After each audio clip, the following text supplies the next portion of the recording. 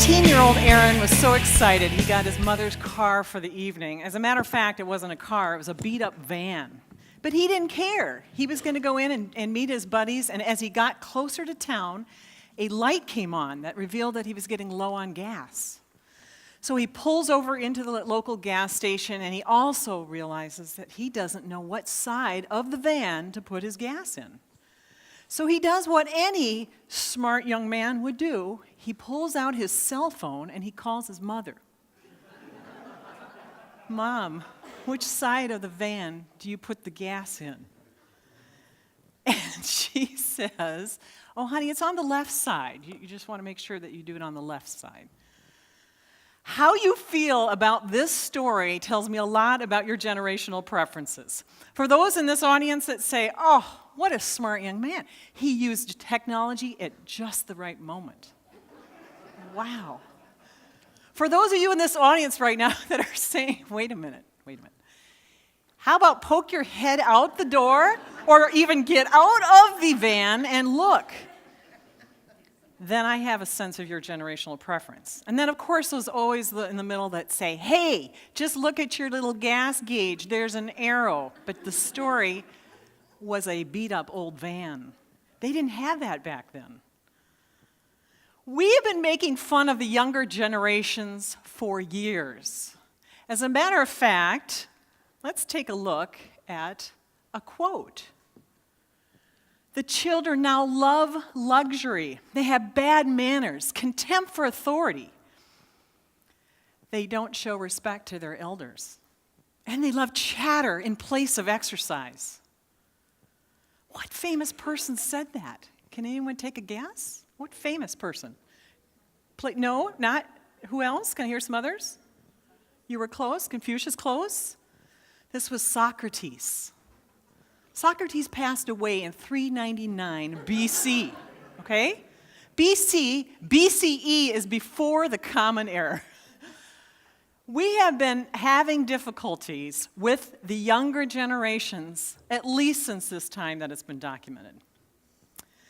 So in order to understand why we do, let's take a kind of a trip down memory lane. And then let's look at each of these generations that have led up to our most recent generation of the millennials and Gen Z. In order to do that, I need to just kind of lay the groundwork here about talking about generations. I know most of you in this room have had some type of presentation. I understand that. But I have to set the groundwork. Number one, no one likes to be put into a pigeonhole box, right? I don't want to be said that I'm a certain generation. I might feel like I'm from a different generation. And as a matter of fact, many of us are cuspers. We have one foot in one generation and one in the other. Also, I like to use the word tendencies because we aren't always in one generation. I use the word a tendency to act this way or think this way. The third part is that there is no right or wrong in a generation. There is not going to be one generation you walk away and say, oh yeah, that's the one. I got to be that one. That's what I want. And we tend to name or label these generations after they've already passed, after we've looked back and said, oh, there's some interesting ideals and values that have happened. So with that understanding, let's get a glimpse here of the generations in the workforce. And by the way, these dates are not in concrete.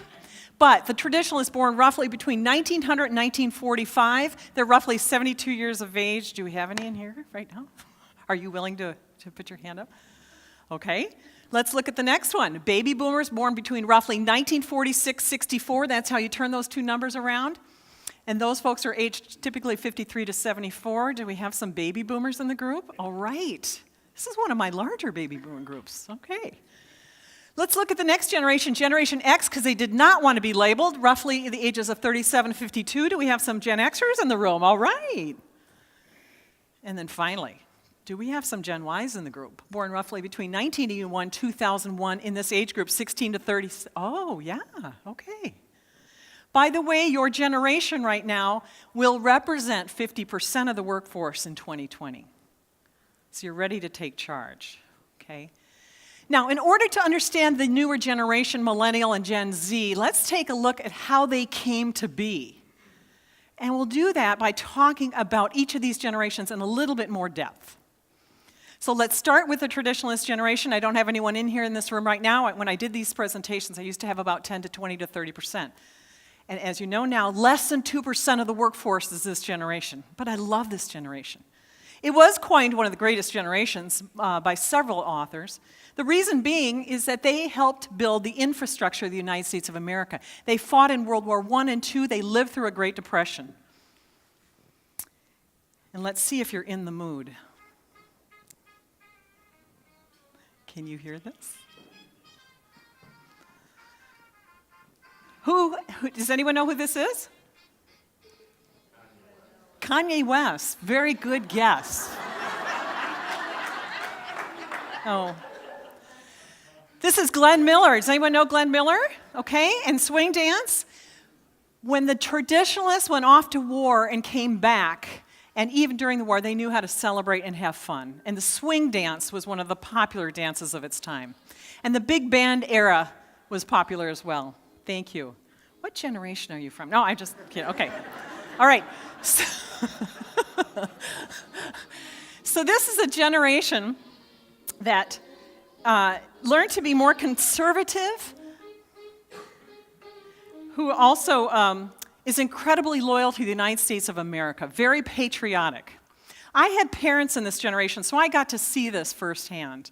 And my dad would drive miles and miles to find oil at a low price so he could change his oil. Very frugal. And by the way, this is a generation that has more wealth than any other generation. They did not buy with credit cards. They bought when they had the cash available. Okay? And once again, this is a generation that we're not seeing much in the workplace, but is very dependable, hardworking. The male was the breadwinner. The female stayed home for most of the time, okay? Had a tendency to do that. So let's take a look. And by the way, there was one book that this generation really grasped, especially the females of this generation. And it was by a gentleman named Dr. Spock, not this guy. All right, Bill, not this guy. Dr. Benjamin Spock, he wrote a book about the baby care book. And it essentially said that children should be loved. They are special. They're not just farm hands. You should actually embrace them. And it laid out exactly how to do that. So we've got traditionalist mothers and fathers reading this book. It has a huge impact on what's coming down the line. So they came back from World War II and they got busy. How busy was that? One baby born every 17 minutes for 20 years. The baby boom began. And this is a generation that grew up with mom and dad telling them how special they were. All right? They had more education than their traditionalist parents. They graduated not only high school, but college. And in order to separate themselves from the 80 million others that were out on the playground and in the work office, they decided, I'm going to work harder and longer than anyone else.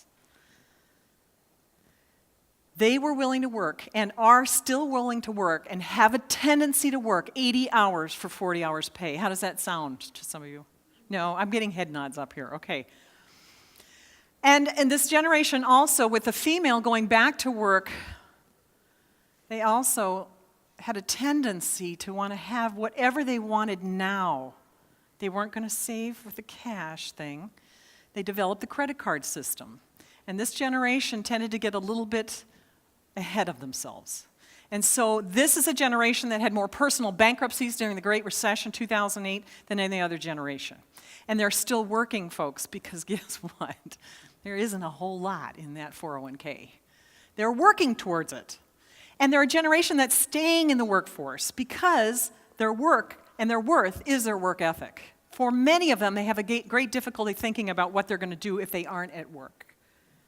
So that potluck on Saturday morning, they want you to show up at work and bring something along because we're a family working inside each other.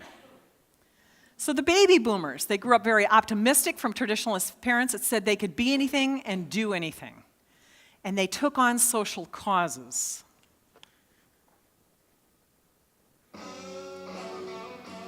Yeah?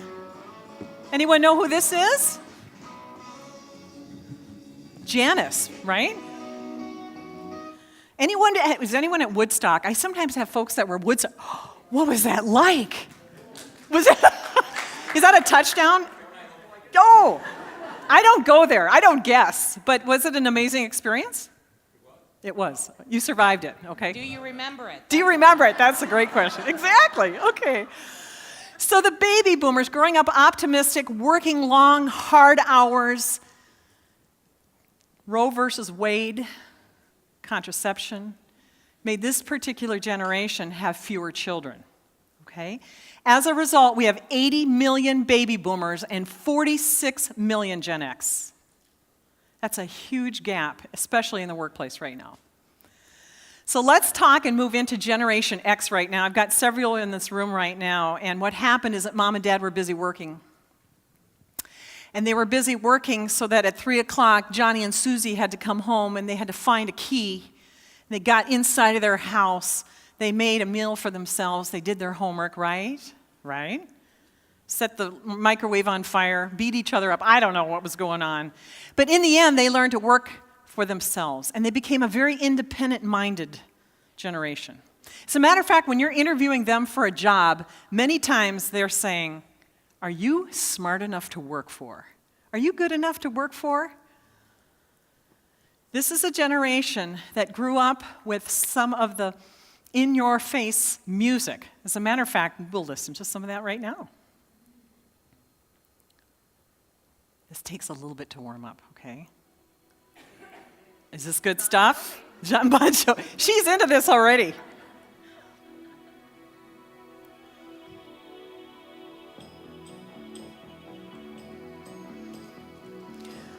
Nirvana, Guns N' Roses. This is the music of their era. And it's a little bit in your face. Would you agree with that? Because, see, they're incredibly bright with computers. They grew up with internet pen pals. They don't have that patience of the political correctness of the baby boomer generation.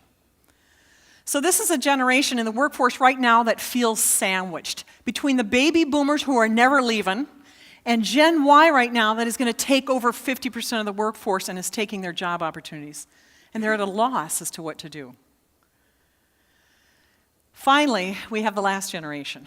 And it's being raised right now by baby boomers that are younger and the older Gen X.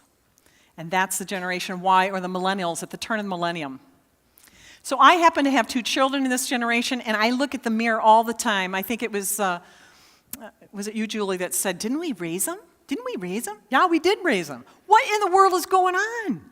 We wanted those darlings to have the most opportunities in their life, the best education they could possibly have. And what happened for some of us, we have a tendency to hover a little too long. I just spoke to a police station who was interviewing a young gentleman for a police officer position. And there was only one position. It's 3 o'clock in the afternoon. There's 2 people out in the lobby. So the police officer goes out and he goes, "I'm sorry, we've just got this one interview slot. Maybe we can get you in later on." She goes, "Oh, no, I'm here with him. I'm his mom." He goes, "You're his mom? He's interviewing for a police officer position. I can't take you in." "Oh, I'll just be quiet. I'll just go in with him." We love our children. We were raised by traditionalist parents that said that we could do anything. We think our darlings could do anything, and we will do anything to help them be successful. Someone said to me, "Diane, helicopter mom is incorrect," or dad. The correct term should be a bulldozer mom and dad. That's what we're seeing right now.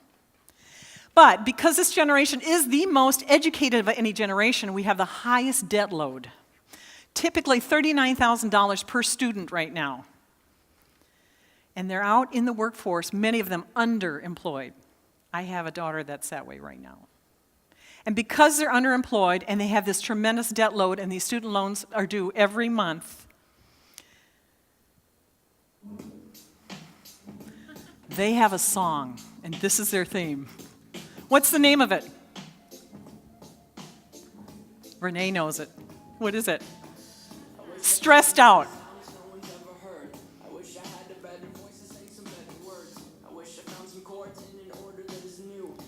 Now I'm going to stop it there, but the theme song, I wish I could turn back time to the good old days when Mama would sing me to sleep. And now I'm stressed out. This is a generation that's tremendously stressed out. Because of the debt load, because they're not making headway in their financial career. They see that what their mom and dad had at the same age, and they're not getting it. So when I work with organizations is I help companies look at each one of these generations and develop at least 3 strategies: how to improve their communication, how to help attract them, and how, more importantly, to retain, especially the millennial, who now employment rates at under 3%. It's very difficult to find talent, and you've got to find a way to keep them. So I'm Diane Amundson, and the best use for trying to find me a fit in your organization is to work with organizations that want to improve their communication across generations. And I work at frontline level all the way up to the C level with nonprofits, for-profits, government agencies. And I thank you very much for your time.